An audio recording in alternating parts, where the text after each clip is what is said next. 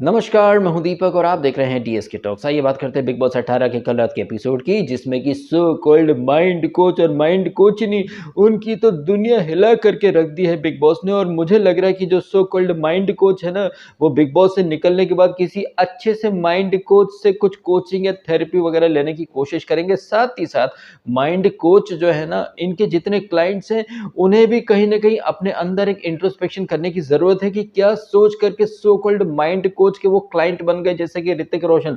भाई मुझे तो लग रहा है कि ऋतिक और सुजैन का जो डिवोर्स हुआ ना, इस माइंड कोच की ही वजह से हुआ है। और ऋतिक की जिंदगी में जो नया सांभा सांभा है या सबा है, जो भी है, वो किसी हनी ट्रैप के तहत तो नहीं प्लांट की गई। और क्या पता मित्रों, आगे चल करके ये जो सांभा है, ये ऋतिक से 100 गुना लगान वसूल करके उसमें से 50 गुना लगान जो है, वो सो कॉल्ड माइंड कोच को हैंड ओवर कर दे। भाई कुछ भी हो सकता है, क्योंकि जो सो कॉल्ड माइंड कोच जो दुनिया के लोगों को कोचिंग देते हैं, थेरेपी देते हैं, काउंसलिंग देते हैं, चाहे वो प्रोफेशनल लाइफ हो, पर्सनल लाइफ हो, रिलेशनशिप्स हो। भाई इनकी खुद की रिलेशनशिप की क्या धज्जियां उड़ी पड़ी है, आपने देख ही लिया। नेशनल टीवी पर अपनी ही बीवी को वीक बोलना, कमजोर बोलना, और फिर कवर अप करने के लिए यू नो व्हाट मिसकैरेज हो गई थी, ये हो गए थे, वो हो गए थे। मतलब ट्रेजिक स्टोरी सुना सुना करके अपने ब्लेंडर को कवर करने की जो माइंड कोच की निंजा टेक्निक थी, कितनी शानदार तरीके से करणवीर मेहरा ने वो निंजा टेक्निक न सिर्फ पकड़ी, डिकोड करी, बल्कि बिग बॉस ने भी पूरे घर में से सिर्फ करणवीर मेहरा को ही इस लायक समझा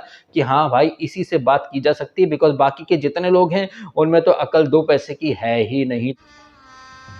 गजब बेइज्जती है।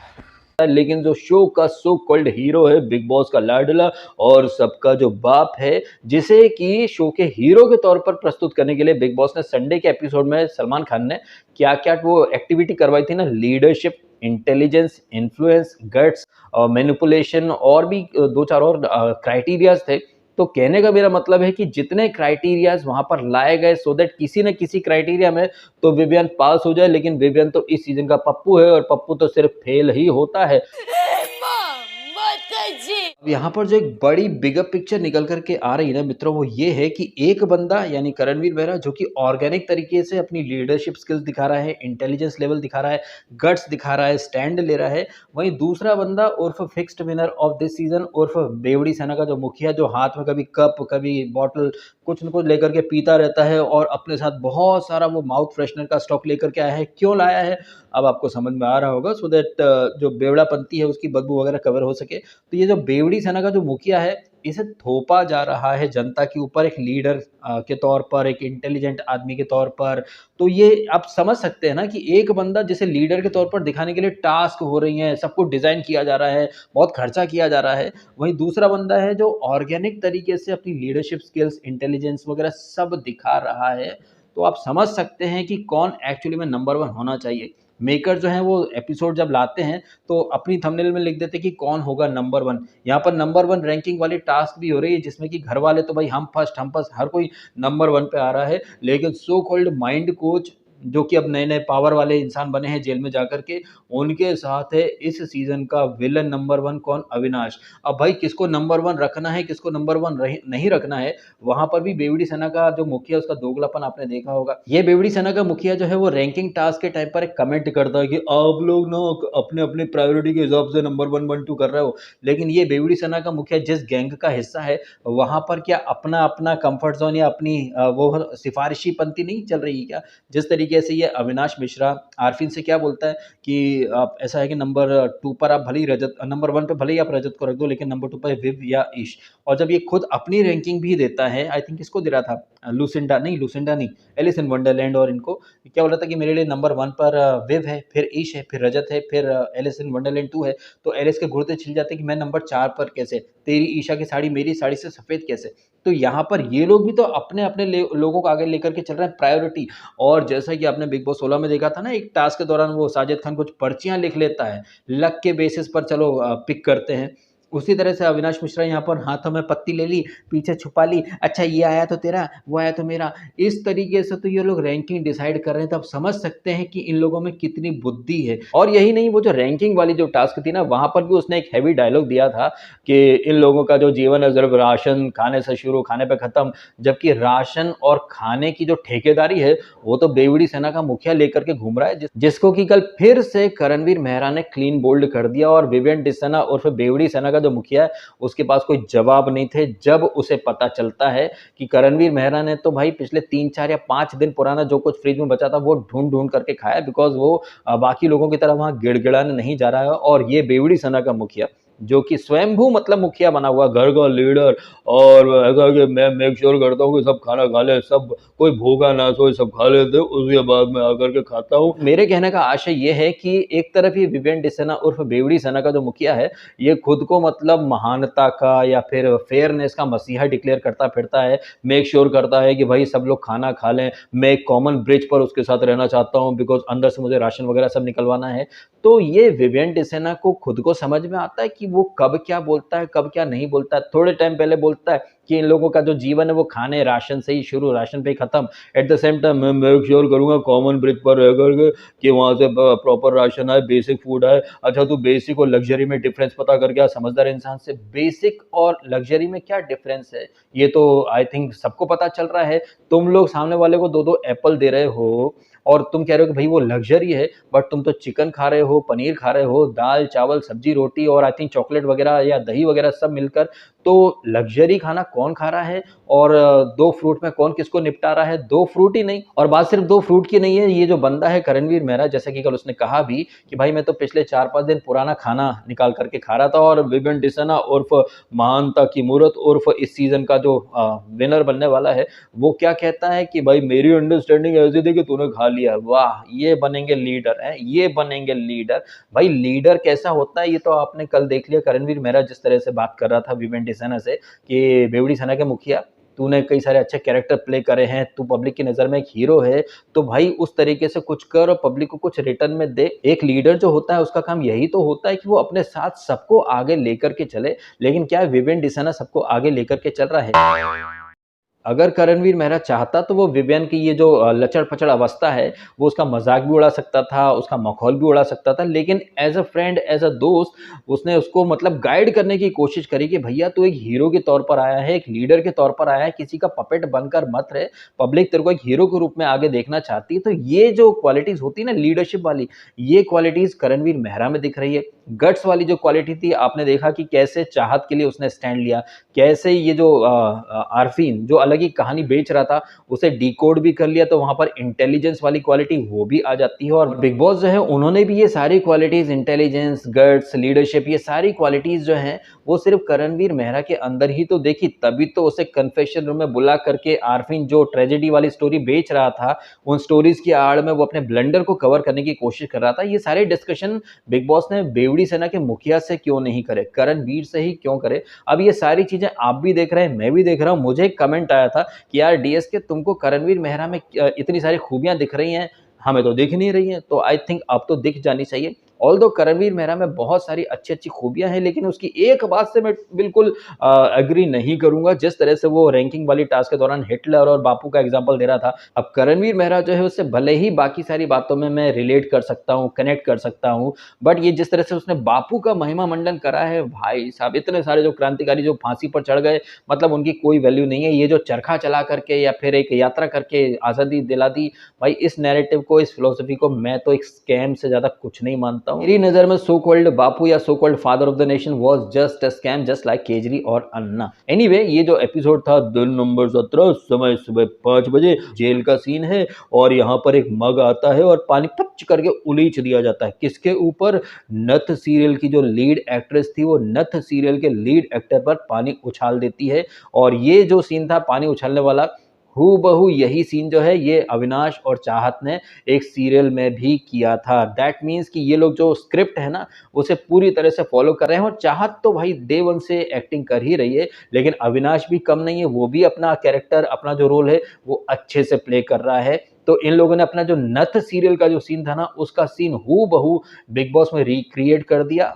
और अगर आप किसी वजह से वो सीन नहीं देख पाए हैं तो मैंने इंस्टाग्राम पर एक रील के तौर पर वो सीन और ये जो बिग बॉस का जो सीन है ये पोस्ट करा हुआ है, ये पूछते हुए आपसे कि गेस करो मित्रों कि कौन सा रियलिटी शो का सीन है और कौन सा एक टीवी सीरियल यानी फिक्शनल शो का सीन है। और उसके बाद आपने देखा गंवारपंती गंवारपंती वाले मतलब वहां पर एलिगेशन लगे, चाहत पांडे ने गंवार कार्ड खेल लिया और फिर जिस तरीके से अविनाश मिश्रा ने नेशनल टीवी पर चाहत पांडे का कैरेक्टर असैसिनेशन करा कि ये मुझे नंग बदन देखना चाहती है, ये है वो है। आयरनी की बात यह है मित्रों कि अविनाश मिश्रा की ऐसी लीचड़ बातों को सुंदरी मुंदरी ब्लाइंडली सपोर्ट कर रही थी, जस्टिफाई कर रही थी। ये वो सुंदरी मुंदरी हैं, इन्हें अगर किसी लड़के का हाथ भी टच हो जाएगा तो भाई साहब ये मुद्दा बना देंगी। तो आप सोचें समझें और खुद जज करें कि जिस तरह से सुंदरी मुंदरी अविनाश के प्यार में अंधी हो चुकी हैं, उसकी हर हरकत को ब्लाइंडली जस्टिफाई करती फिरती हैं। हालांकि चाहत पांडे ने जो गंवार का मुद्दा था वो तो बेफालतू में बनाया था। उसने मतलब अविनाश ने नाम लेकर के नहीं कहा था कि तू जहां से आई है वहां के लोग गंवार, उसने सीधा कहा था कि चाहत पांडे गंवार है। अब ये गंवार कार्ड तो खैर टोटल फ्लॉप था, टोटल फेक था, लेकिन जिस तरह से अविनाश मिश्रा ने मतलब कैरेक्टर असैसिनेशन ही करा है एक लड़की का कि ये मुझे ऐसे देखना चाहती है, एक तरफा प्यार है, मन में कुछ है मेरे लिए, तो बाद में करणवीर मेहरा भी इसको चाहत को बार बार पंप करता है कि छोड़ना नहीं है, कह के लेना है, जा जा जा गुस्सा ठंडा मत होने दे। तो चाहत पांडे वहां जाती भी है कि तुमसे अच्छी तो मेरे पैर की धूल है, जूती है। अब देखना होगा कि वीकेंड का वार में सलमान खान इस मैटर में क्या बोलते हैं, क्या वो ये सुंदरी मुंदरी को आईना दिखाएंगे। जिस तरह से स्पेशली वो जो है ना ईशा सिंह भाई, वो तो नेक्स्ट लेवल की कनिंग प्राणी है। और आज रात का जो आई थिंक प्रोमो आने वाला है उसमें ये जो कनिंग प्राणी है धूर्त मंथरा है ये सुंदरी, ये वहां पर शॉल डिस्ट्रॉय कर रही है खाने के लिए। और करणवीर मेहरा भी प्रोमो में बोल रहा है कि अपनी पर्सनल आइटम तो क्या मैं अपने पैर का नाखून तक इस बंदे के लिए सेक्रीफाइस ना करूं, फिर भले ही मुझे भूखा मरना होगा तो मैं मर जाऊंगा, बासी खाना होगा या फिर जो भी कुछ खा के गुजारा करना होगा तो वो मैं कर लूंगा, लेकिन मैं अपने सेल्फ रिस्पेक्ट से समझौता नहीं करूंगा कि खाने के लिए अपनी कोई चीज सेक्रीफाइस कर दूं। वहीं हम इस मुंदरी को देखेंगे ये मेरी मम्मी की शॉल थी। आप एक दोगलापन देखिए ससुर की नाते इस मुंदरी का। अब ये जो मुंदरी है यहाँ पर जो शॉल को डिस्ट्रॉय करने की नौटंकी कर रही है, घड़ियाली आंसू बहा रही है, किस लिए? राशन के लिए। कौन से राशन के लिए? जिस पर कि तुम्हारे सैया का एकाधिकार रहा है पिछले 6 दिनों से। और आपने सबने देखा है थ्रू आउट द वीक इन्हें कितने जबरदस्त तरीके से राशन मिला है। इन्होंने काफी सारा चिकन वगैरह तो ऑलरेडी छुपा रखा था, तो वो राशन जो कि ऑलरेडी आप चुरा चुके हो, छुपा चुके हो, छुप छुप करके खा रहे हो, बाकी लोगों को एक एक एप्पल दो दो एप्पल में निपटा रहे हो, तो उसके लिए आप नौटंकी कर रही हो। भाई साहब इसे कहा जाता है 100 चूहे खाकर बिल्ली हज को चली वाली एक्टिंग। और आपने कल रात के एपिसोड में भी देखा जब ये नंग बदन खड़ा था ये अविनाश और छछुंदरी, इसे जब कॉल आता है तो कॉल आता है उसके बाद जेल पर ये दोनों सुंदरी मुंदरी तो खड़े रहते हैं। तो आपका तो सैया भैया कोतवाल, आपको किस बात का डर? और ये अविनाश भी तो बोलता है कि अगर आरफीन मेरे से एग्री कर गया तो ठीक है, नहीं तो यहाँ बैटल होगा। तो भाई किस चीज के लिए आप लोग सेक्रीफाइस कर रहे हो? ऑलरेडी काफी सारा राशन तो आप छुपाए बैठे हो, लेकिन नौटंकी देखो, मम्मी की शाल थी, मैं घर वालों के लिए खाने की सेक्रीफाइस। इतना घर वालों के प्रति प्यार है, समर्पण है, तो ये जो 3-4 दिनों से बवाल चल रहा था ना, वहां पर एक फर्म स्टैंड लेती ना, बोलती उसका अविनाश को कि नहीं तू गलत कर रहा है। और यहाँ पर आप देखिए बेवड़ी सेना के मुखिया का दोगलापन, जो कि कल रात के एपिसोड में फिर से अपने छिले हुए गुर्दे दिखा रहा था श्रुतिका के सामने, क्योंकि शो के होने वाले फिक्स्ड विनर से बर्दाश्त नहीं हो रहा कि भाई उसे नॉमिनेशन का कोई राइट क्यों नहीं मिला। तो वो श्रुतिका से बात कर रहा था, तो श्रुतिका अपने साउथ इंडियन एक्सेंट में, मैंने जो किया वो आपकी नजर में गलत हो सकती है पर मेरे नजर में मैं सही थी। काश वहां पर श्रुतिका थोड़ा और फर्म स्टैंड लेकर के बोलती कि आपका जो दोस्त है वो भी तो अनफेयर कर रहा है, आप उसको काहे को नहीं समझाते हो। हालांकि एक दिन पहले के एपिसोड में ये बेवड़ी सेना के मुखिया ने इससे श्रुतिका से कहा भी था कि रेवेंज के बदले में रेवेंज तो सही नहीं होगा ना। भाई ये ज्ञान तूने कभी अविनाश को दिया क्या, जिसका तू पपेट बना घूम रहा है? और अविनाश का कितना नेक्स्ट लेवल से ये पपेट बन चुका है विवेन डेसाना और बेवड़ी सेना का मुखिया। आपने तो देखा ही है ना वो इलेक्शन वाली टास्क में बाहर सबसे अरफिन अरफिन अरफिन को वोट दो, अरफिन को वोट दो, लेकिन जैसे ही अविनाश ने कान में कुछ बोला भाई इसने तो वोट ही बदल दिया था। तो ये विवेन डेसाना जो खुद को लीडर, गैंग लीडर नहीं, घर का leader, leadership quality, manipulation, influence, stand, ये सारे जो टैग इसके ऊपर चिपकाने की कोशिश की जा रही है, जबकि हकीकत में विवेन डेसाना इन सारे टैग्स में फिट हो ही नहीं सकता, बिकॉज वो एक स्क्रिप्ट पकड़ करके चल रहा है, वो बिल्कुल भी रियल है नहीं। जैसे वो कैमरे के सामने टीवी सीरियल्स में डायलॉग दिया करता था ना, बस वही सीन चल रहे हैं चाहत के भी और बेवड़ी सेना के मुखिया के भी। अब विडंबना ये है कि बेवड़ी सेना का जो मुखिया है वो चाहत को तो बोल सकता है कि डायरेक्टर जो है वो कट करना भूल गया, लेकिन व्हाट अबाउट योरसेल्फ मिस्टर बेवड़ी सेना का मुखिया, तुम्हें भी भी तो डायरेक्टर जो है वो कट करना भूल गया है। तुम आते हो सोफे पे खड़े होते हो या किसी टेबल पे खड़े होते हो, मैं तो घर का लीडर हूँ, ऐसा है कि मैं मेक श्योर करूंगा कि सबको खाना मिल जाए, उसके बाद मैं खाऊंगा। किधर 2 घूंट टुकुर टुकुर लगाया, माउथ फ्रेशनर की आड़ में अपने जो भी कुछ चबाया, उसके बाद ऐसा है कि मेरा तो ऐसा है कि तेरी एक्सपेक्टेशन पे मैं करा नहीं उतर रहा हूँ, ये है वो, इन लोगों का खाना पीना दुनिया भर का। तो बड़े बड़े डायलॉग्स, हैवी डायलॉग्स और मोनोलॉग दे रहा है बेवड़ी सेना का मुखिया। लेकिन यही मुखिया जो है वो दूसरों को बोलता है कि भाई तुम एक्टिंग करो, जबकि सबसे ज्यादा एक्टिंग तो ये बेवड़ी सेना का मुखिया कर रहा है। और रैंकिंग टास्क के दौरान आई थिंक उसने कुछ ट्रॉफी को लेकर भी कुछ बोला था ना, मेरे को ठीक से अभी याद नहीं आ रहा, ऑल्दो मैं ठीक से रिकॉल कर नहीं पा रहा हूँ एग्जैक्ट वर्डिंग क्या थी, बट ट्रॉफी शेयर करने को बोलेगी या क्या ऐसा करके कुछ बोला था कि दैट मीन्स भाई इसको ऑलरेडी पता है कि ट्रॉफी इसी की है। आफ्टर ऑल 8 साल के बाद आया हूँ, कुछ तो लेके जाऊंगा। आफ्टर ऑल शक्ति की जो लीड कास्ट फीमेल कास्ट थी चुबी ना, वो जीत गई है, तो विवेन डी सेना और बेवड़ी सेना का मुखिया अच्छे से अपना किरदार निभा रहा है। हालांकि बार बार वो हिंट भी दे रहा है कि भाई वो ट्रॉफी जीतने वाला है, और ये जो कलर्स के जो फेसेस होते हैं उन्हें कुछ खास करने की जरूरत पड़ती है नहीं, बस हैवी डायलॉग दे दो, मोनोलॉग दे दो, क्लोजअप शॉट कट गया, प्रोमो बन गया, उसके बाद बाहर तो ठुल्ले बैठे ही ना, अरे भाई वो रोई तो देश रोया, जनता की जान विवियन, इस तरह के टैग दिए जाएंगे। जबकि मेरा मानना है कि विवेन डिसेना विनर तो छोड़ो, टॉप 6 में आने के लिए भी लायक नहीं है। जिस तरह से कल वो रैंकिंग टास्क में बवाल हो रहा था, अच्छा ये रैंकिंग टास्क में जो बवाल हुआ ना मित्रों, वहां पर अविनाश मिश्रा ने कोई स्टैंड क्यों नहीं लिया? क्योंकि अविनाश मिश्रा तो वो पदार्थ है ना जो पापा शब्द पर बिलख जाता है, बौखला जाता है। लेकिन कल रात के एपिसोड में जिस तरह से शहजादा ने ओपनली डंके की चोट पर बोला था, किसी के बाप में अगर दम हो तो रोक करके दिखाए, तो भाई साहब तुम्हारे अंदर का मर्द कहाँ मर गया? तो यहीं पर पता चलता है कि अविनाश मिश्रा कितना सेलेक्टिव अप्रोच लेकर के चल रहा है, और उसको और उसकी जो सुंदरी मुंदरी हैं उन्हें सिर्फ करण से ही दिक्कत है, और करण तो इनके बारे में इतनी कोई खास बात करता है भी नहीं।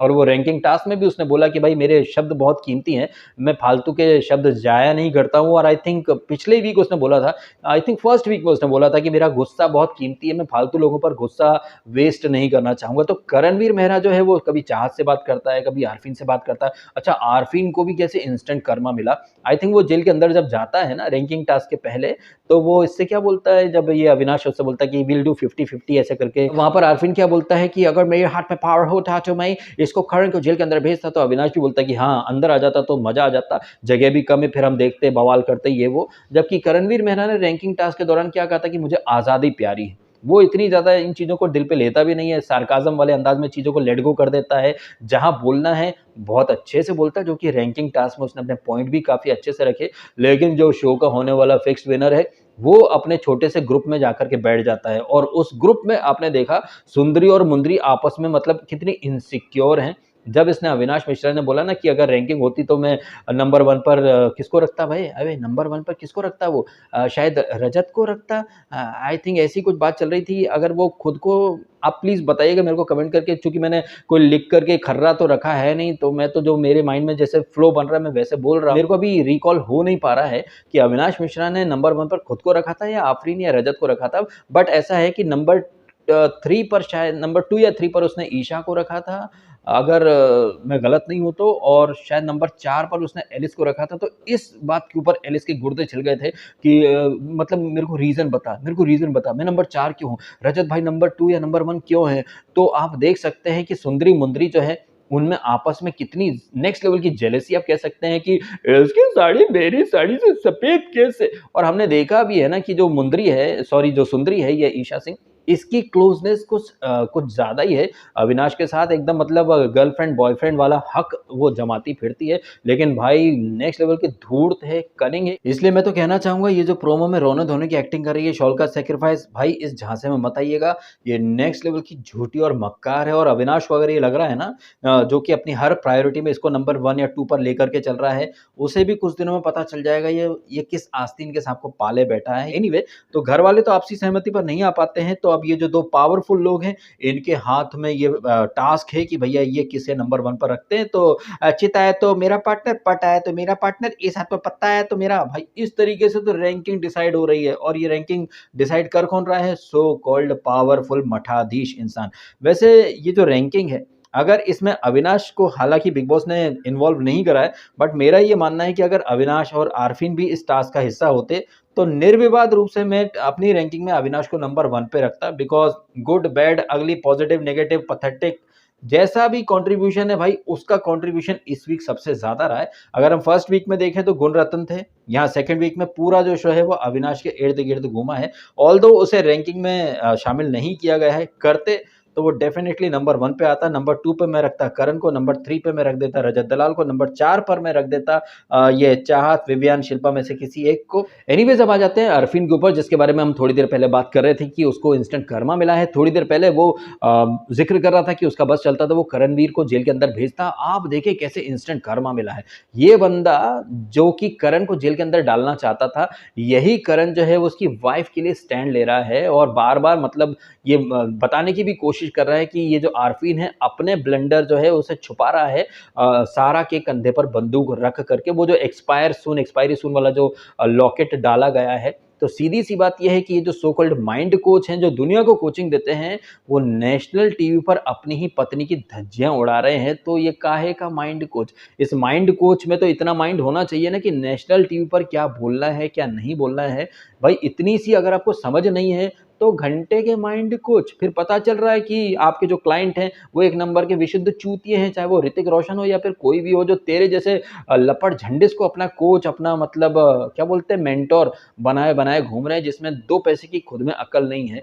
और इसके ब्लंडर की सजा कौन भुगत रहा है? इसके ब्लंडर की सजा भुगत रही है सारा, जो कि भाई नॉमिनेशन में आई भी नहीं थी, लेकिन अब सीधा उसके ऊपर एलिमिनेशन का जो खतरा है वो मंडराने लग गया है। अब देखते हैं कि वो जाती है या नहीं जाती है। बट जिस तरह से ये आरफीन और सारा का जो पर्सनल जो ट्रेजेडी का जो मेंशन हुआ है, क्या आपको नहीं लग रहा कि भाई ये वीकेंड का वार के लिए एक बिल्टअप था? बिकॉज़ ऐसा है कि वीकेंड का वार में जैसे कि पिछले वीक भी माइंड कोच की धज्जियाँ उड़ी थी, तो इस बार भी माइंड कोच और उनकी कोचनी के ऊपर ही आधे घंटे से ज़्यादा का टाइम वेस्ट कर दिया जाए और जो मेन मुद्दे हैं उन्हें इग्नोर कर दिया जाए। क्योंकि जिस तरीके से कल रात के एपिसोड में अविनाश को और ज़्यादा पावर दे दी है बिग बॉस ने, और बिग बॉस को भाई तांडव थीम हिट करानी है और अविनाश को, सुंदरी मुंदरी को अभी से झाड़ दिया जाएगा, रियलिटी चेक दे दिया जाएगा, तो शो हिट कैसे होगा? तांडव थीम हिट कैसे होगी? अब आप एक चीज़ और समझें कि अगर बग्गा और हेमा भी इसी तरह से तांडव थीम को हिट कराने की कोशिश करते तो उन्हें और ज़्यादा पावर मिलती, तो शायद अविनाश जो है वो जेल में नहीं आ पाता, हेमा शायद अभी तक टिकी रहती। तो एक चीज़ अच्छे से एस्टैब्लिश हो गई है, कोई मेजर टास्क, फिजिकल टास्क होंगे नहीं। Jail, ration, nomination, jail, ration, nomination, jail, ration, nomination, इसी लूप में ये पूरा सीज़न चलता रहेगा और वो बंदा जो कि जेल की शक्तियों का अच्छे से इस्तेमाल कर पाएगा, उसे जेल में बिग बॉस और ज़्यादा दिन रखेगा। उसे रियलिटी चेक भी नहीं दिए जाएँगे, उसे बैश भी नहीं किया जाएगा। तो ऐसे में वीकेंड के वार पर क्या डिस्कस हो? चलो माइंड कोच और माइंड कोचिंग। अच्छा, आप इतने बड़े माइंड कोच बने फिरते हो, अपनी बीवी की धज्जी उड़ा रहे हो, घंटा का माइंड कोच है बे तू। तो इन शॉर्ट कल रात के एपिसोड में जो माइंड कोच और माइंड कोचनी के जो पर्सनल इश्यू, उसका जो ऑडियो क्लिप, ये सब वीकेंड के वार के लिए एक रचा गया ड्रामा है, नौटंकी है और कुछ नहीं है। और इसके अलावा ये जो चाहत पांडे ने अपने जो सीरियल का जो सीन रिक्रिएट करा है वो तो टोटल फेक है। अविनाश भी अपना कैरेक्टर ही प्ले कर रहा है। अच्छा, गंवार जो है इसके बारे में मुझे भी एक वीडियो में टैग किया गया है ट्विटर पर, जहाँ पर फिल्म सिटी में शूटिंग के दौरान ये अविनाश इसको चाहत को गंवार ही बोल रहा है। वहाँ तो चाहत पांडे हँस रही थी, लेकिन यहाँ पर चाहत पांडे ने गंवार एक मुद्दा बना करके रख दिया है। और ये जो रैंकिंग टास्क हुई है, ये तो भाई ऐसा है कि नील बटे सन्नाटा वाली टास्क थी। बिग बॉस को भी पता था कुछ होने वाला तो है नहीं, इसलिए खुद बिग बॉस ने भी वो टास्क कर दी कल रात को कैंसिल। अब उस टास्क का दूसरा हिस्सा हम देखेंगे आज रात के एपिसोड में, जहां पर ये सो कॉल्ड पावरफुल मठाधीश ये अपनी अपनी रैंकिंग देंगे, जहां पर शॉल का सैक्रिफाइस वगैरह हमें देखने को मिलेगा। आप बताइएगा कमेंट करके, जिस तरह कल रात को मेकर्स ने अपने खुद के एपिसोड में थंबनेल डाली कौन है नंबर 1, तो आपके सामने मैंने criteria wise leadership, intelligent, guts, हर तरीके से मैंने साबित कर दिया है कि जो बेवड़ी सेना का मुखिया है वो ना लीडर है, ना इंटेलिजेंट है, ना उसके अंदर कोई गट्स है। बस हाँ, कैमरा देखता है कहाँ पर क्लोजअप वाला शॉट आने वाला है, तो मैं गैंग लीडर नहीं, घर का लीडर हूँ, बड़ी बड़ी बातें कर रहा है। आया था हीरो बन करके, लेकिन जाएगा एकदम चूजा और एकदम साइड आर्टिस्ट वाला एक स्टिकर लेकर के। हाँ, चूंकि ये कलर्स का लाडला है और जैसा कि कलर्स के लाडले रहे हैं पीछे के सीजन्स में भी, वो करेंगे कुछ नहीं, बातें देंगे बड़ी बड़ी, लेकिन उनका जो पीआर है वो उन्हें चने के झाड़ पर चढ़ाएगा और उनकी जीत को फिर जस्टिफाई कर दिया जाएगा बैकग्राउंड म्यूजिक लगा लगा करके, इमोशनल सॉन्ग बजा बजा करके। जबकि विवेन डिसेना जैसे लोग साबित कर रहे हैं कि जब आपके हाथ में, या सॉरी, थाली में सजा करके सब आपको मिल जाता है, तो आप ईज़िली कम्फर्ट ज़ोन में चले जाते हो, फिर आप एफ़र्ट करना बंद कर देते हो। वहीं करणवीर मेहरा बार-बार एफ़र्ट ले रहा है, खुद को लीडर के तौर पर एस्टैब्लिश भी कर रहा है। तो ये जो मेकर्स ने कैप्शन दिया था, कौन है नंबर 1? तो अगर कंट्रीब्यूशन के हिसाब से देखें तो ऑफ कोर्स अविनाश नंबर 1 होता है। बट चूँकि अब वो वहाँ पर उस टास्क में इन्वॉल्व नहीं था, तो भाई करणवीर नंबर 1 होना चाहिए मेरे अकॉर्डिंग तो। क्या कहना है आपका इन सारी बातों के बारे में? कमेंट करके अवश्य बताइएगा। फिलहाल अपना समय निकाला, वीडियो देखा, आपका बहुत-बहुत धन्यवाद। Thank you so much.